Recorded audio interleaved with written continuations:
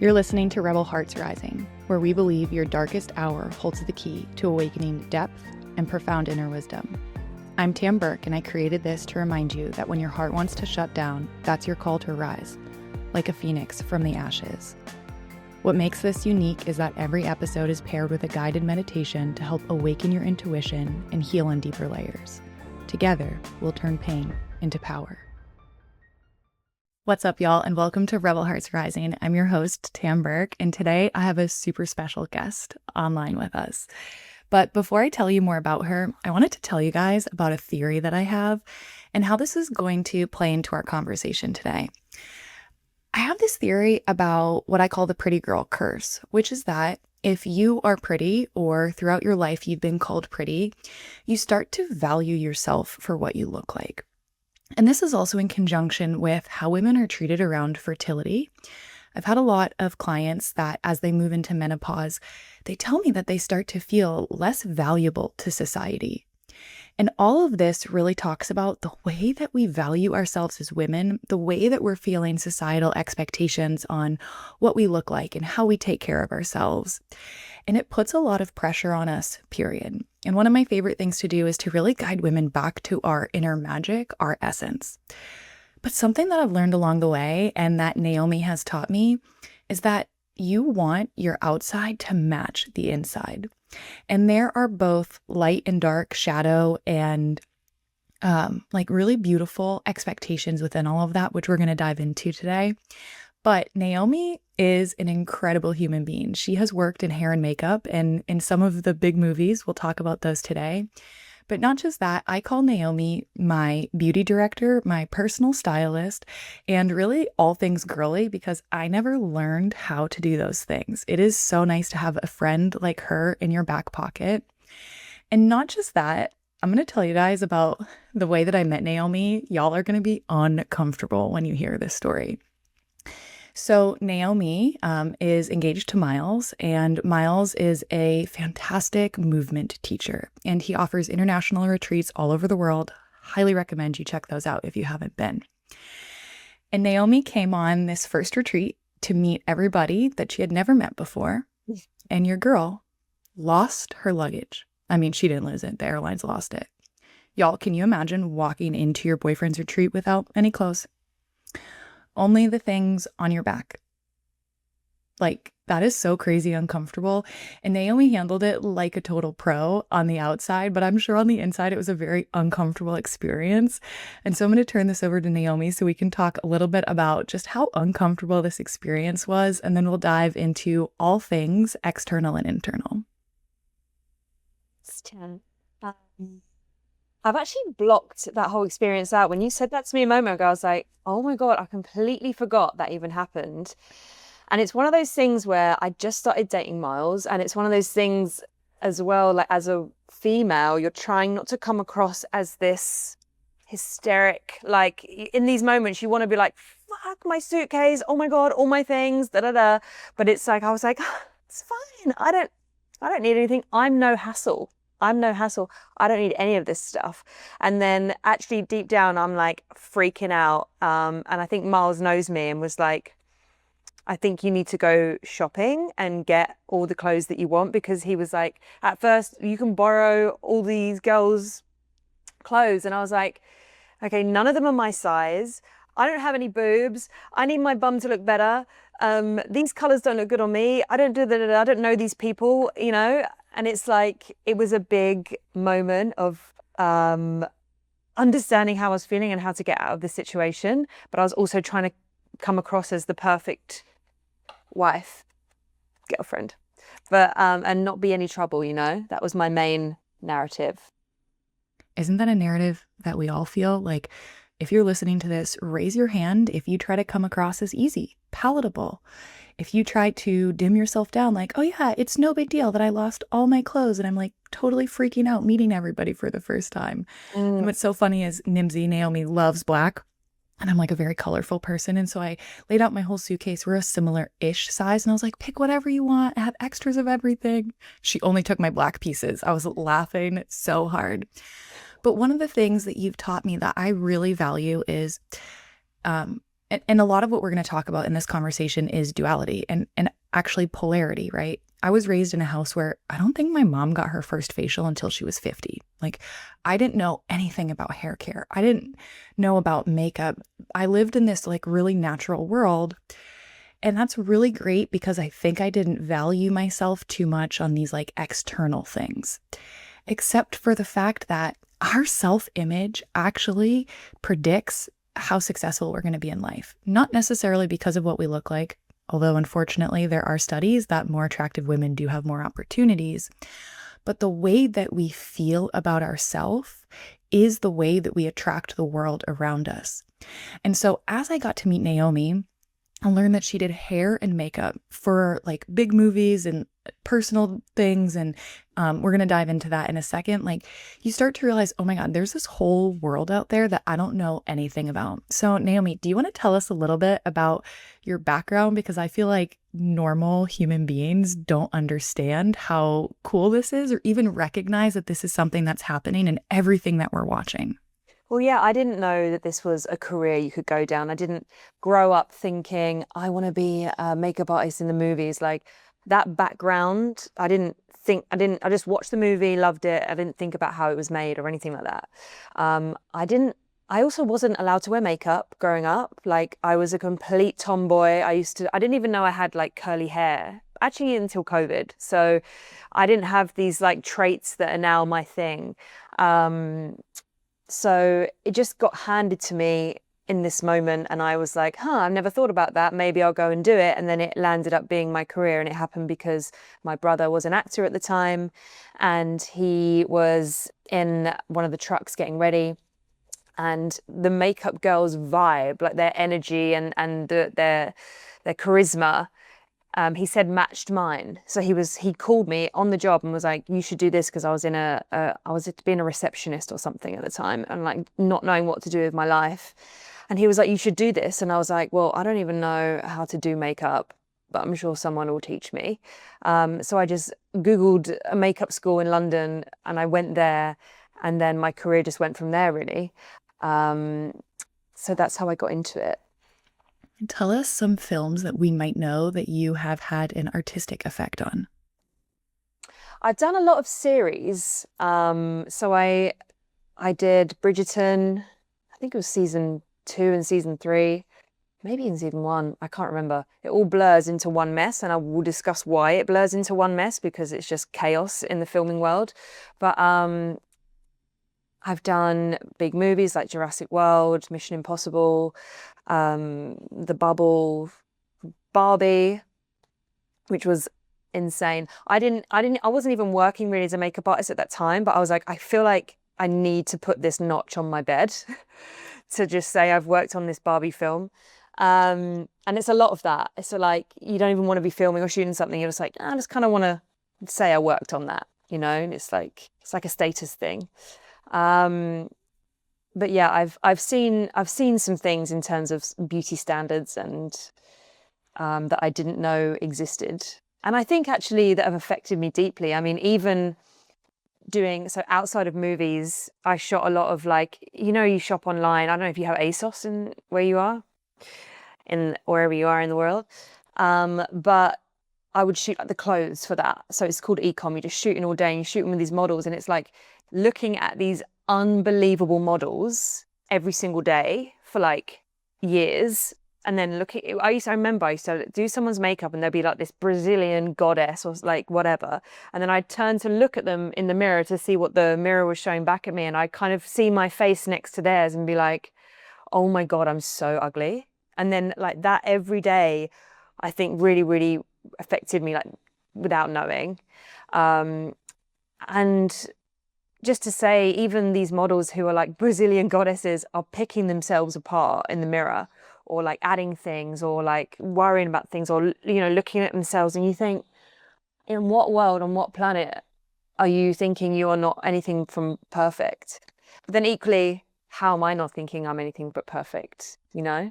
So it's just it's an amazing world of magic and creativity, but there is like this undertone of like strange darkness of just people judging their flaws and constantly trying to elevate how they look from their just natural state. What do you think, in your opinion, would help a woman more deeply see herself the way others do? Because I think with our own eye, we notice all kinds of imperfections. We see ourselves very regularly.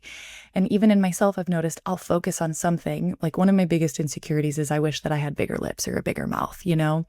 And I'll tell other people this and they're like, oh, your smile is actually one of my favorite things about you.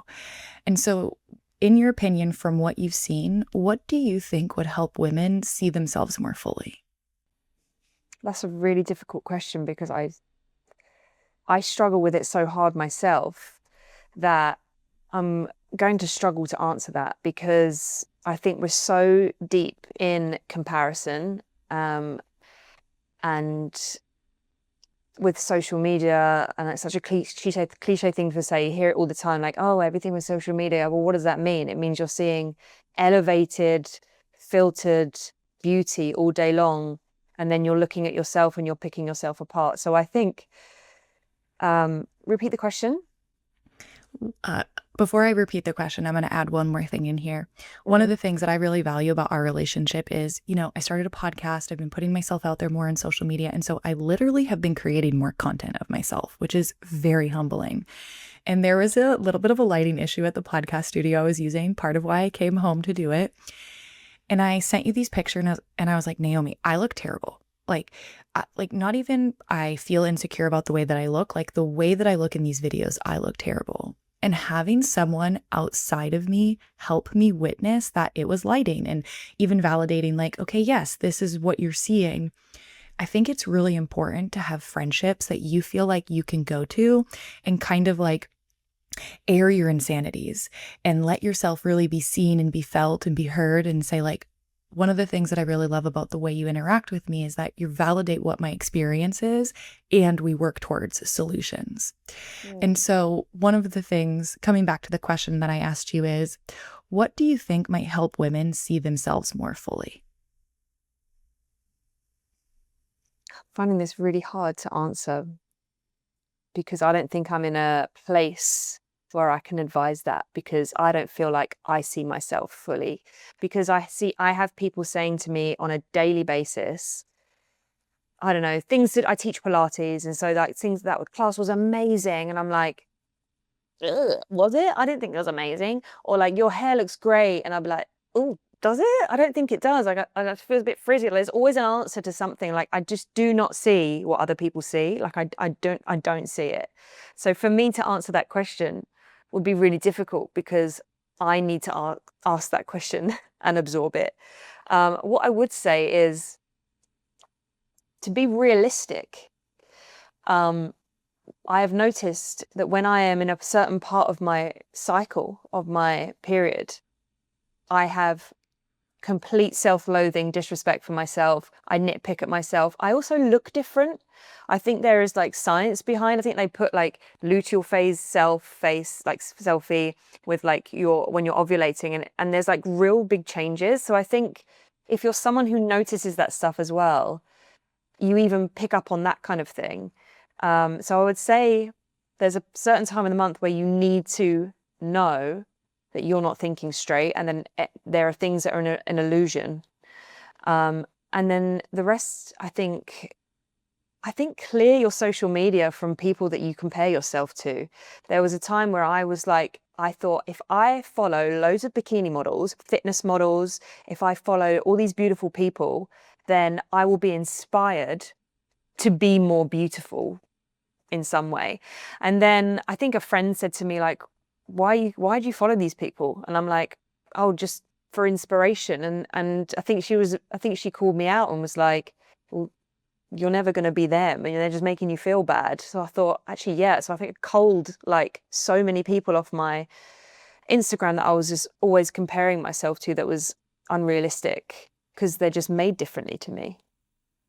I think that's excellent advice. Essentially, what you're talking about is like mining your mental diet and like what you're consuming with your eyes, and then therefore what you are recognizing as like your standard of beauty. Because something that's really cool is if we go back in history of time, I remember being in like seventh grade and going to an art museum in Boston, and because your girl can never recall actual facts, but there was a period of time where like the larger the woman was and also the whiter she was, it signified wealth because it meant she wasn't out in the sun dealing with crops, and also she had enough money to feed herself.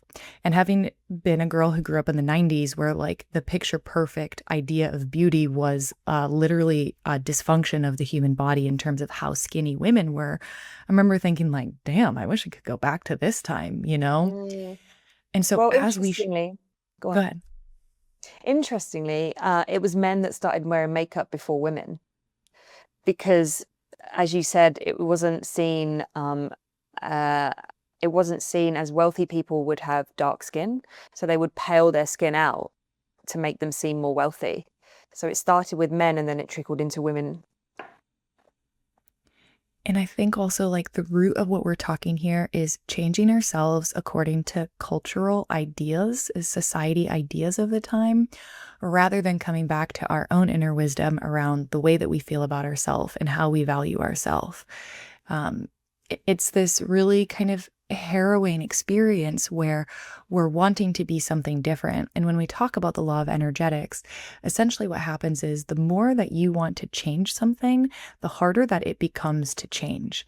And so the more that you allow something to be, the more that you allow that energy to flow freely. It's why a lot of women will also talk about like, oh, I can't lose weight. I can't lose weight. I'm doing all the right things. And it's like, well, where we put our attention is essentially what grows. And so as we kind of like release the white knuckling of what we think success looks like or beauty looks like, we start to allow more of like an opened palm, acceptance, surrender. So I'm curious, coming back to your experience in Hollywood Mm. or movies, fashion, like this world that is highly curated. What are some things that you found that you learned that you would like to pass on to somebody else? And then after that, we'll also do what is like one of the saddest things that you've seen in terms of beauty standards?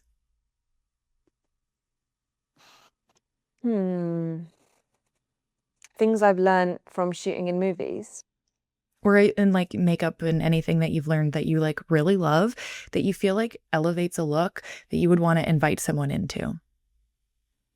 I think it's important to just enhance what you already have as opposed to try and change your face.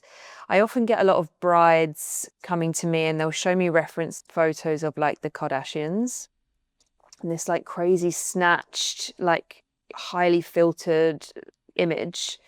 And it will just be totally unrealistic to somebody's face. It's like imagine doing a Kardashian makeup on you or me. It would just look drag and insane because we're not Armenian with like massive eyes and whatever. So it's like, I think just having a realistic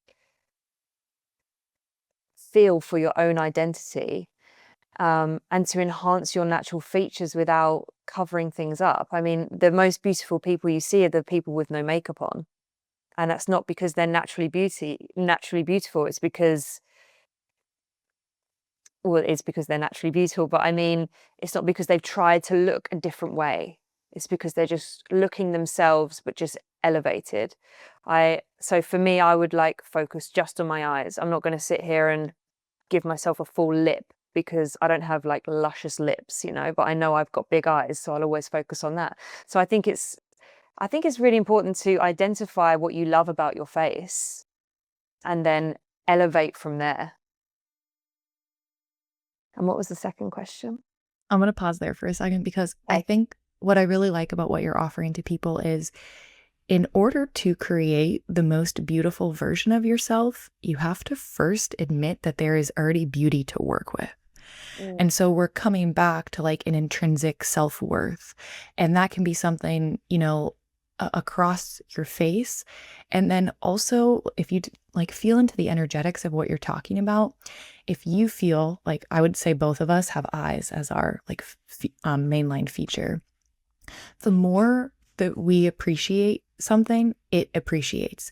And so the more that we start to pour love into something, like literally our eyes will pop more and more, not necessarily because the makeup skills, although always helps, but because of the way that we're valuing ourselves. So I think that that's really beautiful advice that you gave on this podcast. I'd like to give an additional homework assignment, which is write down 2 or 3 things that you love about your face, like to really anchor in what it is. Because I find sometimes I get in front of the mirror to do makeup and it's like all the thoughts come flooding in and all the anxieties come flooding in. And so it can be easier to see what you value before you go to do it. And if you're having self-worth or confidence issues and you feel like you can't even list 1 or 2 things, ask people around you. It takes a lot of courage to be like, so what do you think the most beautiful part of my face is? But you get to practice the ability of receiving compliments from other people. You get to be in a place of receiving your own beauty back to you, which I think is a really potent and uncomfortable practice. Okay, the other question was, what is something that you saw in your makeup time that really started to kind of hurt the way that you saw the industry, that you saw yourself, or that you even saw the people who were participating in this industry? I think what's really interesting is just the expectation and how normal it is to add things in that aren't necessary. So, for example, I mean, this is men and women, I've noticed, but men are actually way more toxic than women, by the way. Like they are, like if we're I can't say who because I know this human will literally sue my ass.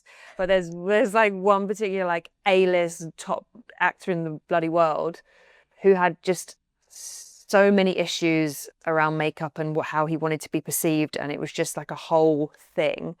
Very difficult actor, but I digress.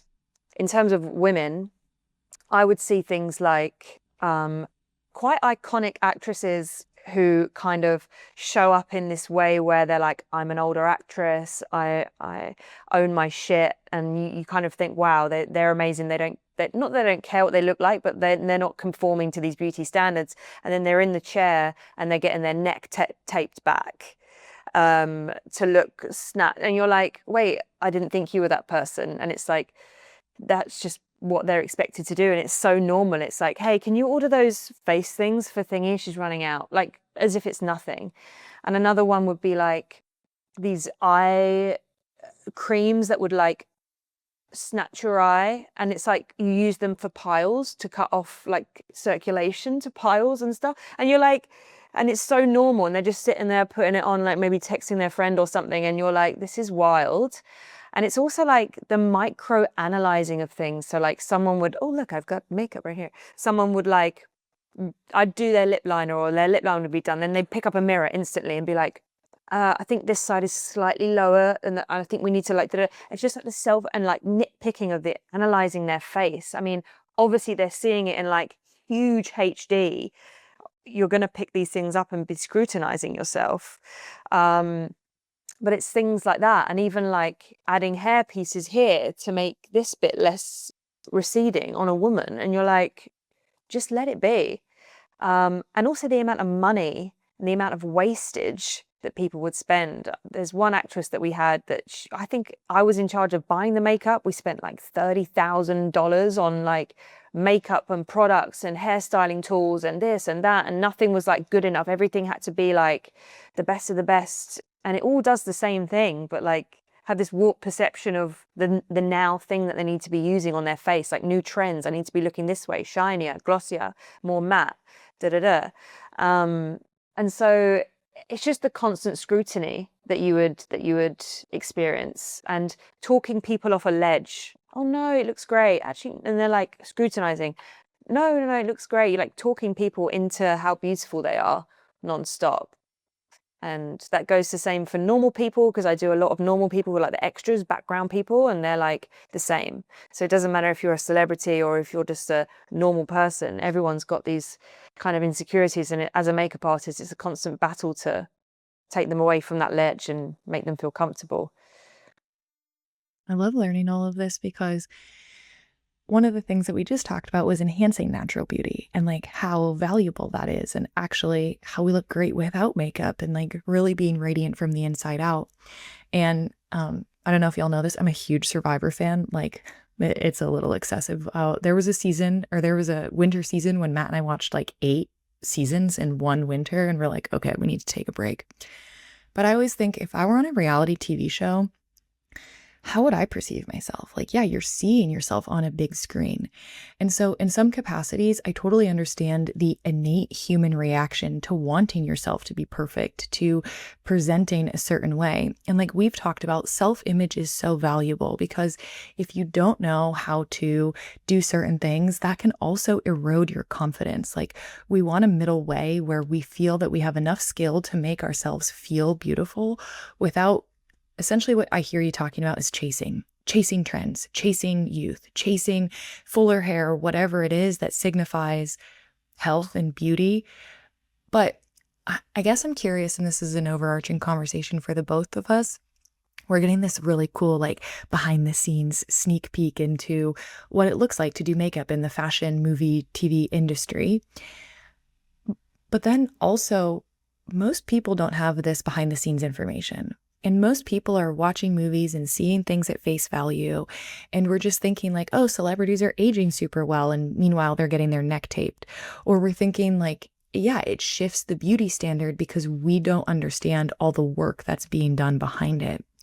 So, as someone who's had this behind the scenes information, how has it affected the way that you watch movies or consume fashion?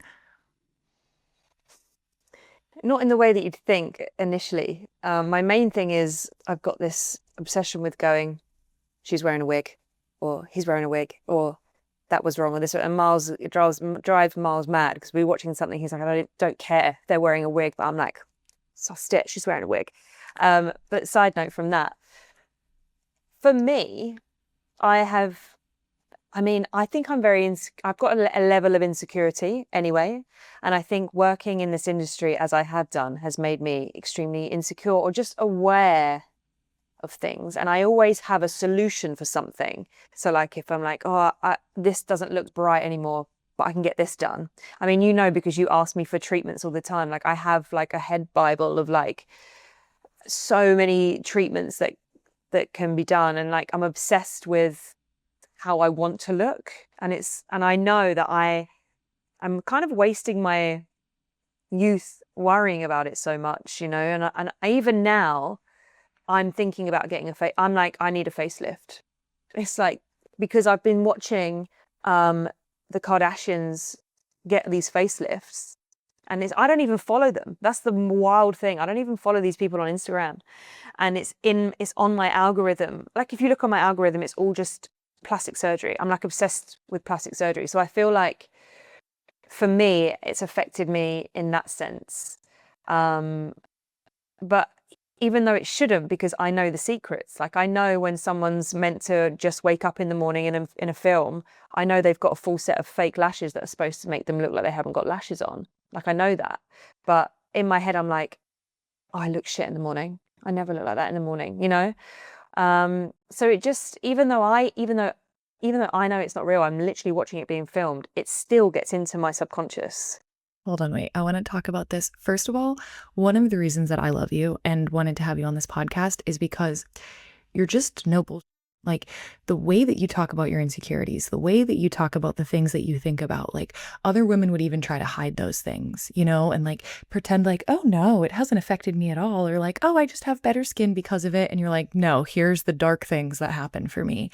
And it's like, this is what Rebel Hearts Rising is about. I'm about to cry because it's like, damn, I wish that all women got to have this conversation and hear these things because it's like, I think at this point, the way that society is going, we're all Googling fillers. We're all Googling facelifts or fill in the blank for whatever. Like the beauty standard is changing and moving so far away from what's natural. And I think it's so healing to talk to somebody who is so beautiful, who knows so much about makeup and treatments and like has experienced the dark side of like the beauty curse or where, like how we value ourselves and can just talk about it so freely. So I just like from the deepest parts of my heart, I really appreciate and love that about you. Oh, thanks, Tam. But I don't know what it is. I don't have a problem with sharing how everything's made me feel, mostly because I don't know. I feel like so many people can relate.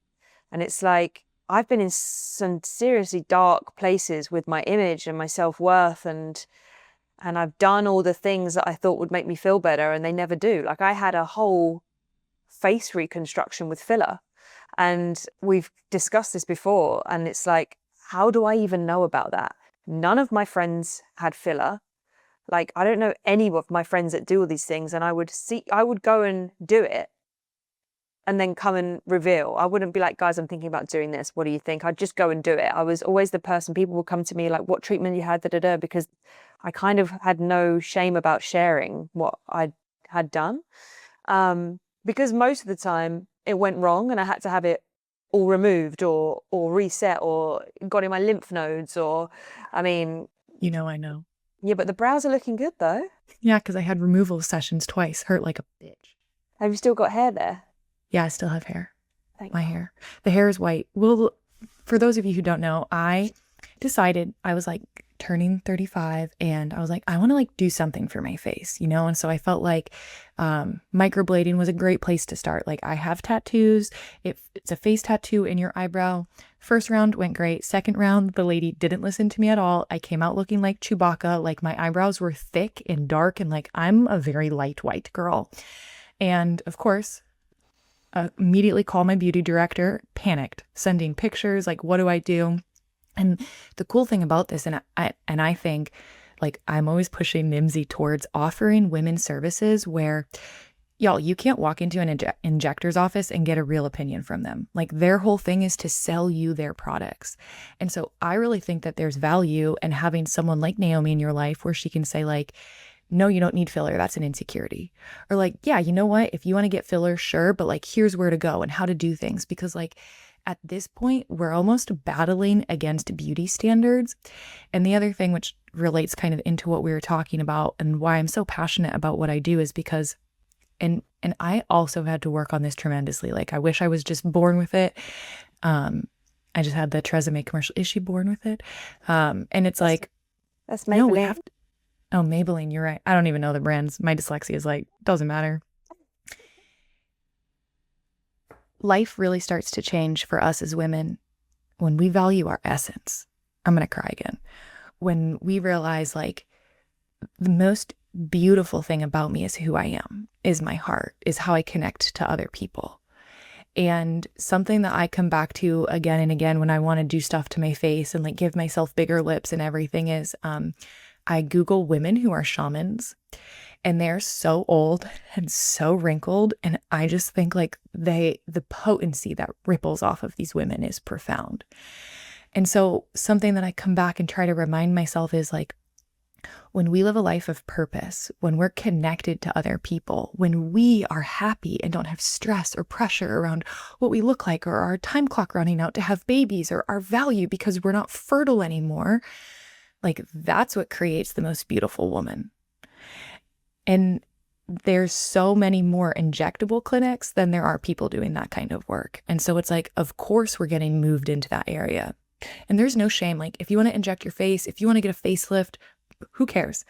But are you spending equal amount of work, money, time on investing on the inside as you are the outside, I was going to say, I think there is going to be an era, I'm hoping there's going to be an era of women who just stop giving a fuck because they become so interested in themselves and their talent and their joys that they have such an energy of like, I don't give a fuck what I look like. Look at all my talent. And I do feel like we're getting a bit of that, like with someone like Charlie XCX. Do you know who that is? If I ask Miles that, he'd be like, who? So I just have to double check. I'm like out of the loop of who knows who. But yeah, Charlie XCX, I feel like is someone to me. I think she's so sexy. And I think it's because she doesn't give a fuck. She's like, if you listen to her, she's like, I'm a great pop star. I write great songs. I write amazing fun music. And that's all that matters to her. Like, and you can just see that from her, but that kind of makes her really beautiful. Like she doesn't have all the things and she's not like really skinny and like blowout hair or perfect anything. And she radiates talent and not giving a fuck. And I hope that she inspires a generation of women to do the same. I really appreciate that because it's about valuing like your inner gifts and the way that you pull them out of you. Oh, I remember one of the things I wanted to tell you was, and also explain to other women. So I like to look at everything through the lens of energetics, and kind of how energy works is that energy always pulls to the strongest force that it's around. Okay. Now, just to use like really arbitrary words like good and bad, that means like the highest frequency or the lowest frequency that you're around, that is what energy will pull itself to. So if you are, let's say, super insecure about yourself, but you're with 10 other women who feel like very secure in who they are, not because of what they look like, but simply like 10 Charlie XCXs, okay? And then you're placed in the makeup industry where we just talked about all of these things. You're nitpicking like lip lines. You're wanting your neck pulled back tighter. Your energy is going to acclimate to that frequency. And so one of the things that I want to do or offer to women is to like alleviate some of the shame that maybe we feel for the way that we feel about ourselves or the experience that we have. And even when we talk about energetics, you'll often hear like, you have similar financial health to the 5 people you spend time with. You're similar size to the 5 people you spend time with. We're talking about harmonic resonance. We're talking about the way that energy pulls to the strongest force around it. And so as your friend, one of the things that I hate for you is that you spent so much time in this industry. I mean, as your friend, I also get a shit ton of perks because of it, light and dark. But for you, it provides you with all of these insecurities that if I energetically feel into who you are at your core, they don't even belong to you. They belong to the realms that you've been subscribed to. And this is why I'm also crazy passionate about energetic hygiene. And, maybe this wouldn't have helped, maybe it would, but like if you protect yourself in a bubble when you're around those people, if you clear all of the energy off of you, because if you continue to kind of keep with that energy, you start to wear energy that doesn't even belong to you and then feel like it's your own. Yeah. And I mean, even the hygiene around working in that industry, if you'd remove the actresses and the actors away from it, the women that I would work with, so let me break it down, as you would say. Let me break it down. You have something called a crowd room. So it's like where you get all the extras ready. We call them crowd in the UK. And so there would be like 60 makeup artists, for example, all doing makeup and everything. And their whole career, they've had to fight for their position in the room. So they're all very insecure. They've all said yes to things that they don't want to do when they're exhausted. We have to be there at 4 a.m. in the morning. So they've been getting up at 2 a.m., 2:30 a.m. for like majority of their career. They're all overweight. They're all miserable. They don't have a family because they haven't had the infrastructure to hold it together. Terrible food on set, no movement, no time for like spiritual work or self-work or anything. And so I would go into these crowd rooms and I would be doing work on myself outside of these rooms and not work for months because I'd be so exhausted from another shoot or something, and I would always take time off. But these people, they never took time off. So I'd come into these crowd rooms and the energy of the room would just be so heavy and thick and black. And it would be like people judging themselves, hating on themselves, hating on other people, just having this tired, gross energy all the time. And it was like, I saw myself so differently to everybody in the room. And that was really, because I should explain that I've really stepped away from makeup now. And it's like, even the energy of the non-famous, their zest and might argue their beauty had all disappeared because they're just around each other's energy, just bringing each other down. And I was like, I can't stay anywhere near this. Like every time I would come in, I would come back down, and then I have to come back up again every time I left all this self-work. So I totally agree that the energetics ripples through, and it can do it for an entire room, 60 people. Absolutely. Are you still doing makeup now? I dabble. I dabble in it. I'm very selective about what I take. I don't often film films. The thing about the film industry is that unless you want to be this like amazing film person, it's your absolute passion, your drive, I don't think you can accept the conditions that you're working in, the hours, the food, the lifestyle.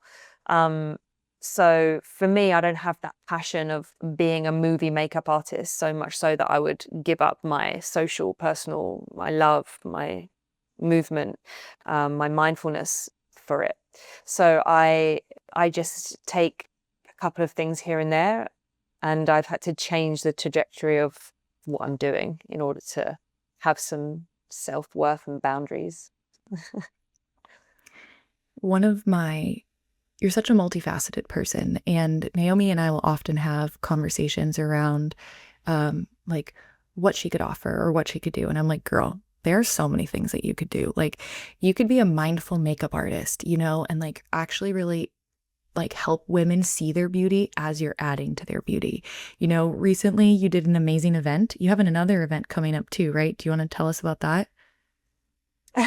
My other event has been and gone, and it got cancelled because no one booked. So maybe Okay, let's well, not talk about fools, because the first event was incredible. that. The first event was good, yeah. I mean, to circle around, there's so many layers to this cake. But I have PCOS, which means I have a bit of a nightmare with my hormones and such. And I learned that basically a lot of the products that we use makeup wise and skincare, beauty, all of that, even household items, cleaning stuff, affects your hormones. And so it was my entire world. I was like, I would spray hairspray on my face to fix my makeup and not even think about it. Now though, I don't think you could find hairspray in my house, and it's like I had to really change everything, the way I was living my whole lifestyle to adapt to this situation I have going on with my ovaries. So I'm not going to call it an illness. But I do believe that being a makeup artist, the hours, the products, the environment I was exposed to caused me to have this PCOS. And so I've gone down more of a natural route with skincare and makeup and things like that. So I hosted a Pilates event where I showed the power of lymphatic drainage, because another layer to the cake, I had acne and I managed to clear that without medication, just with diet change, lifestyle change, and with lymphatic drainage. So I wanted to try and bring in my mindfulness, holistic approach to healing with my movement to people who would listen to me. Because what's interesting is no one gives a fuck. I can be like, this causes cancer. And they're like, yeah, but it makes me look nice. Or yeah, but it makes me smell nice. I just know girls that have serious hormonal fluctuations and issues. And I know those girls cover themselves in products and makeup and fragrances, and they don't think twice about anything. And so we're so brainwashed to want to be beautiful that we will not believe science telling us that it's damaging our internal self, which is wild. And it even took me a while to be like, to actually knuckle down and remove all these things that made me beautiful, in order to balance my hormones. I love your journey. I think it's like the epitome of a rebel heart. You started in makeup, following a tidbit from your brother, like learning so much, having so many skills, and then realizing not only was the environment toxic in terms of like doing makeup and like how that made you feel and being around women who were picking themselves apart, but then like the work schedule, the product itself, and like moving into this more holistic way of being, prioritizing. Like I've learned a lot about my cycles from you, and it sounds like your cycle experience is dramatized because of the PCOS, but it's crazy how, and I think girls are learning this younger, like consciousness is changing and is increasing, but like, damn, we're 30 years old before we figure out like, oh, if I track my cycle, it turns out I know so much more about myself. I can give myself more leniency. I can lift heavier in certain cycle phases, right? Like understanding all of this.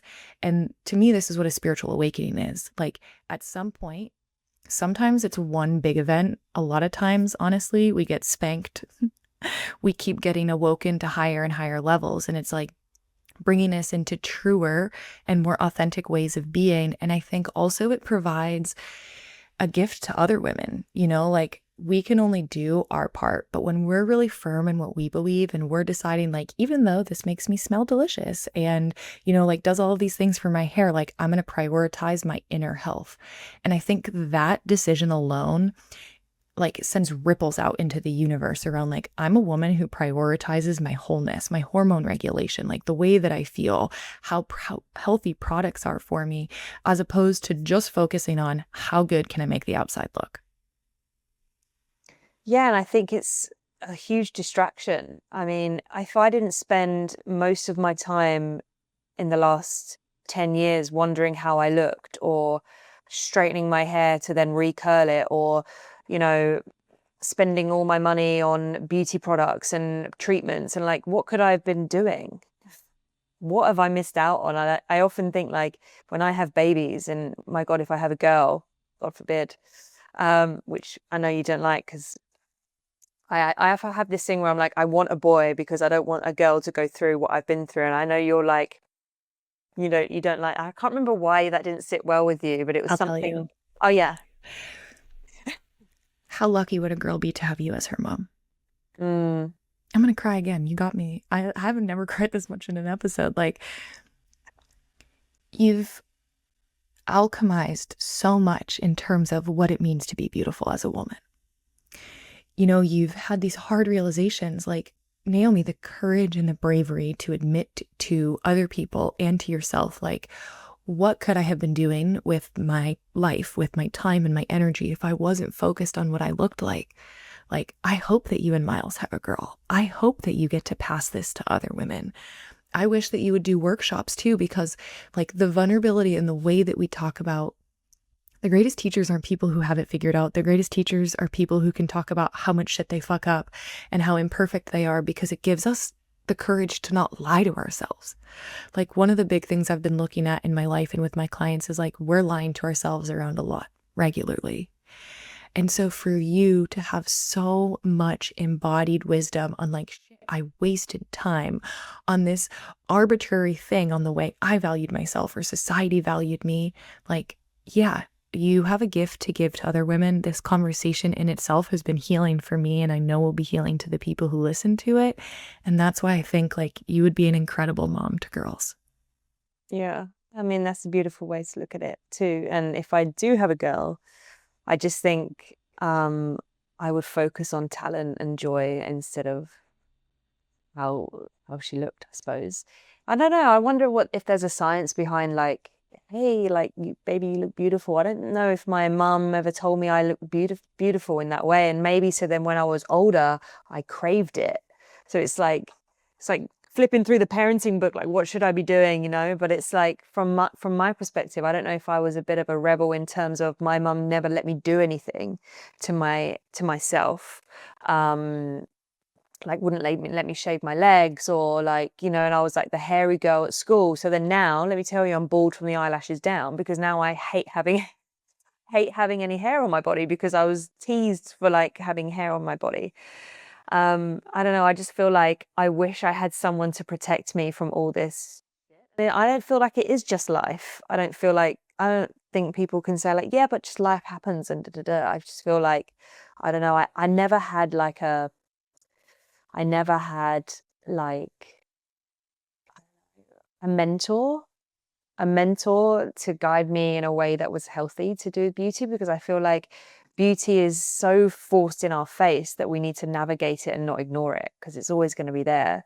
And how you perceive yourself. So yeah, it'll be interesting to know. Watch me have a girl now. Or But she'll I be a think it's, model.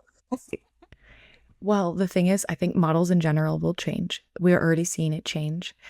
And the other thing that you said that I think is really important is, when we wish that we would have had a protector, when we wish that we would have had a mentor, we have the opportunity to become that for ourselves.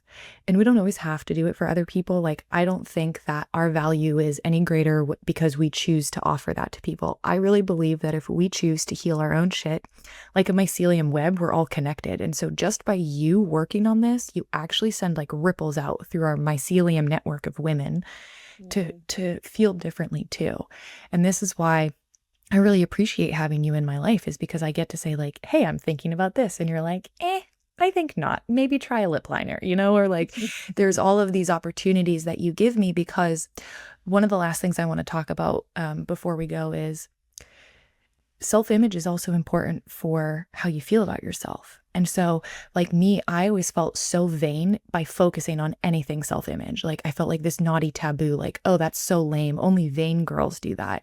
And so I never learned how to do my hair. Like just recently, I've learned how to do my bun in a way that I like it to look. And so it's like there is this balance where it's like we can't, by not focusing on beauty, by abstaining from that, that's also a way to shame yourself. And by focusing on it too much, that's also a way to shame yourself. And so, what does the middle way look like? What does it look like to know how to play up like the seductive parts of being a woman, right? How to turn that on for our long-term partners and even ourselves, and the way that we feel our own inner seduction, and how that creates magic and a magnetic pulse in the life around us. And when that becomes toxic is when we believe that we are only that. And you said something like, my mom never said I was beautiful, and maybe if she would have, but I have an example where my little sister at some point, I think she was like maybe 8 to 10. And she said to us, think about how young that is. Could you guys stop saying how pretty I am and give me a different compliment instead? And my whole family was like, yeah, because we're like, oh, wait, like there are so many things about my sister, that are like worthy of accolades and praise. And her beauty is only one part. And so there is this balance between like, as a woman, coming back to energetics, feminine energetics is appreciation of beauty. And we see that in the way women love flowers. Well, guess what? If we love flowers and beautiful things and like textures and how we decorate our homes, we're going to want to do the same thing with ourselves. And so coming back to the middle way of like, we're not wrong for wanting to look beautiful. Or something Naomi helped me with was like understanding what my style was and putting together this like very adult unicorn vibe, because it is so unique to my experience. And like doing that brought me more confidence. And so I think I don't want people to walk away from this and be like, oh yeah, I shouldn't focus on my beauty. How can you focus on a beauty in a way, exactly like Naomi said, where it enhances who you already are and what you have? And so I'm curious if you want to add anything else to like how important it is to like know how to use your self-image to create that own inner magnetism. I think it's something that I've learned to do is every day just doing something that makes me feel me. And I think it makes you show up in your world just with a little bit more confidence in your stride, and therefore things come to you a bit more. So I don't know, something small like just brushing your hair. Like there was an era where I would just get up and I'd just be like, ugh, whatever, I'm just in the house, I'm not doing anything. But if you start to show up for yourself when you're alone, then you're doing it for yourself and not for somebody else's perception of you.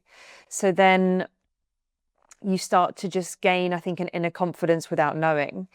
And I also think you're more inclined to be a bit more slobby. That if you're dressed slobby, if I'm around the house, I'm in my robe, I'm chilling. If I sit on the sofa, I'm just like, ugh. But if I'm like ready to go, I might be like, all right, I might film this bit of content, or I'm ready to send an email. Like, you're just ready.